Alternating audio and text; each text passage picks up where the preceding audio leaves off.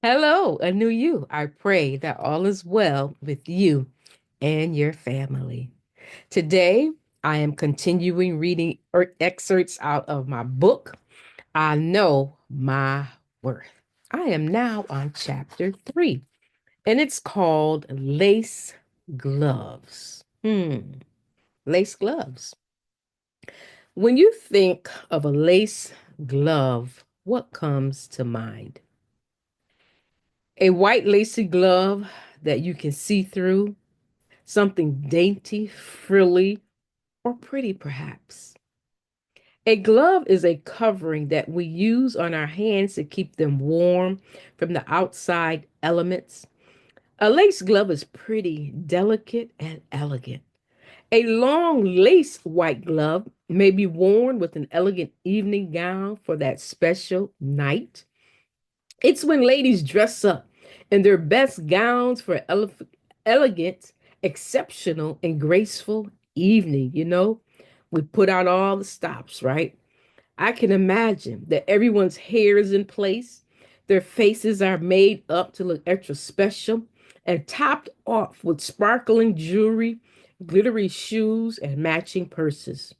White lace gloves also symbolized purity and nobility. The one thing that a young lady has is her precious purity, and she should hold on to it until her wedding night. And yes, I said it, and yes, I'm going there. However, we are living in a day and a time when everyone is giving up their purity willingly at the drop of a dime, thinking they will find love as soon as someone pays attention to them, or they are being forced to give it up due to no fault of their own, but due to the circumstances they are living in. Our girls give up their purity due to pressure or shaming, right? Their peer pressure is awful, terrible. I know that the boy smiles at you and says just what you want him to hear to make you feel special, that boy or that man, right? That man that's not your husband, right? He keeps asking you to give up your purity. And I know you want to give in to him, but you are special even if you don't give it up to him. Where are our standards, women, women of worth? Where are our standards?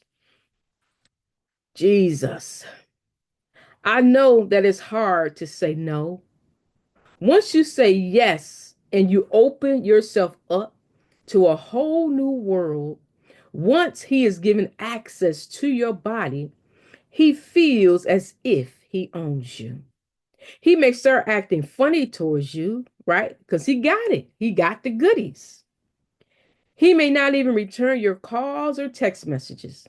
He may begin to talk about you with his friends, and now you have become a laughing stock or the talk of your school, the talk of the office, the talk of the church, that you're easy.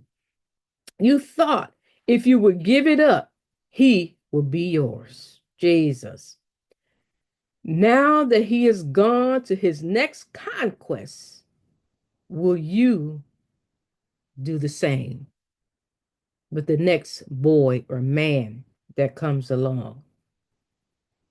And he will continue to do the same thing, conquest after conquest, until he finds that one woman who says, no, not so. I'm holding on to my purity. Your home situation may not be safe due to your mom's boyfriend, family friend, or relative touching you when no one is around, or in the wee hours of night when everyone is asleep, they come into your bedroom. Does this resonate with anyone? Does this bring back memories, a floodgate of memories of being violated as a child? Jesus. If this is the case, don't you wait another day to speak up and tell someone what has happened to you because it was not your fault, especially if you were a child. Jesus. And as a child, they were counting on you to stay quiet. Hey, that's what happened to me, right? I stayed quiet as that child until I spoke up. If you have younger siblings, your abuser may have their eyes on them too. And that's what usually happens. They just don't go after one child, they will go through the family, through the bloodline. But someone has to speak up. They are sexually abusing you and they are wrong. You don't want to prolong their access to you or your siblings, but you got to get help. You've got to speak up. And sometimes the mom or whoever the woman of the house is, they make it out to be the child's fault. But how in the world can a child who can't even articulate what has happened to them pursue a man, a grown man? No.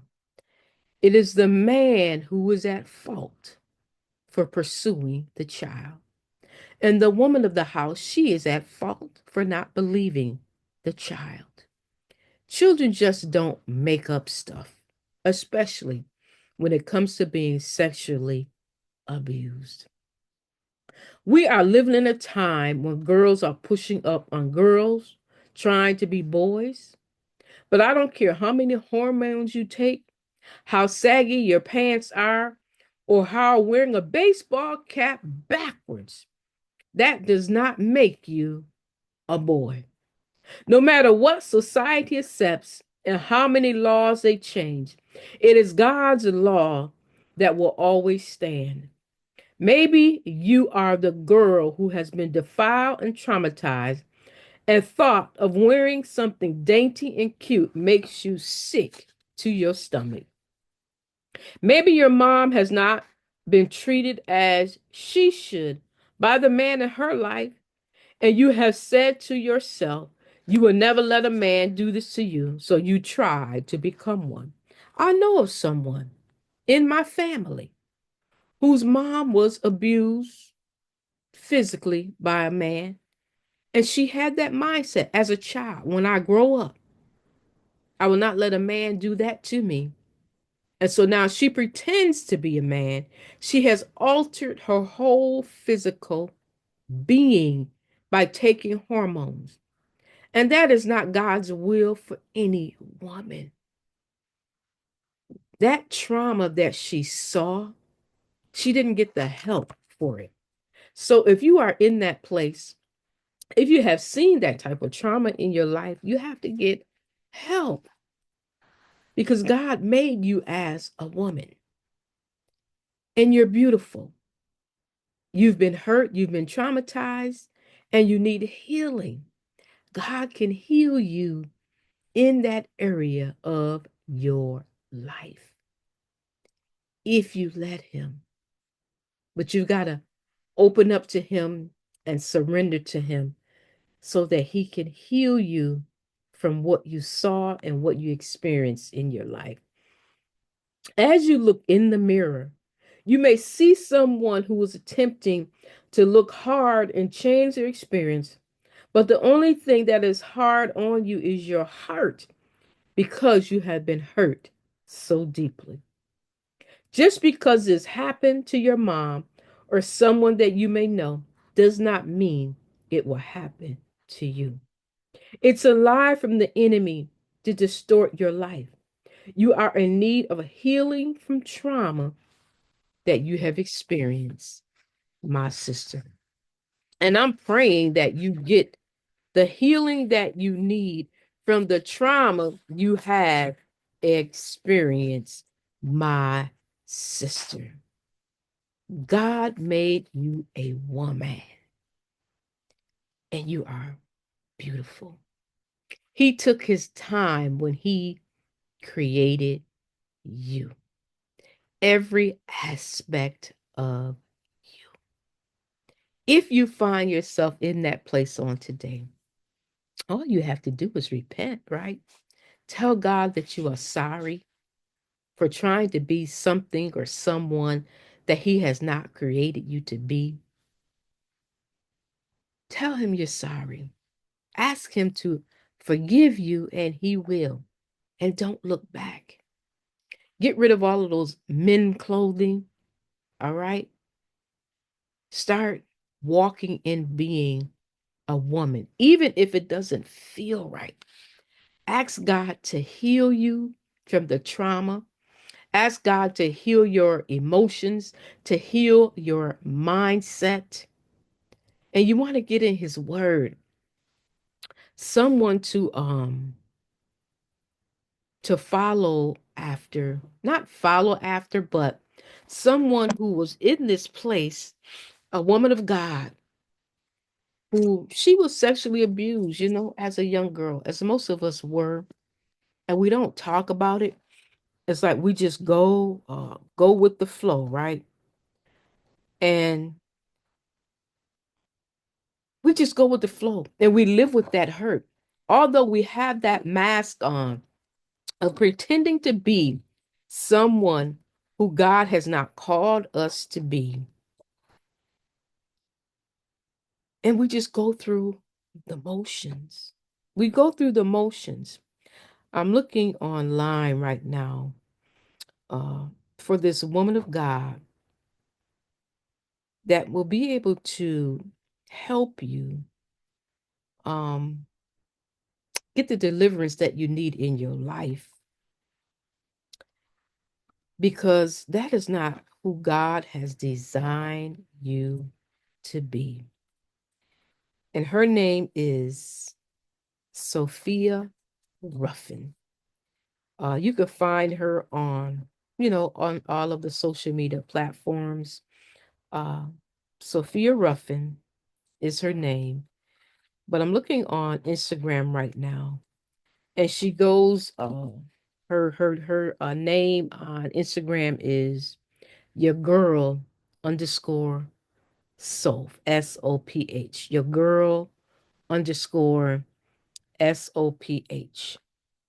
She lived as she lived, and this is her testimony. She lived as trying to be a man for a number of years, but God has delivered her, all right, delivered her, healed her, a beautiful, powerful woman of God. But God desires that you be healed and delivered as well. I encourage you to find yourself a Bible teaching church. Get a hold of God and don't look back, because God has great things in store for you. Woman of worth. You are a woman of worth. I pray that you were blessed by this insert from my book. And always remember, you can become a new you, but you gotta do the work. Until next time, take care and bye bye.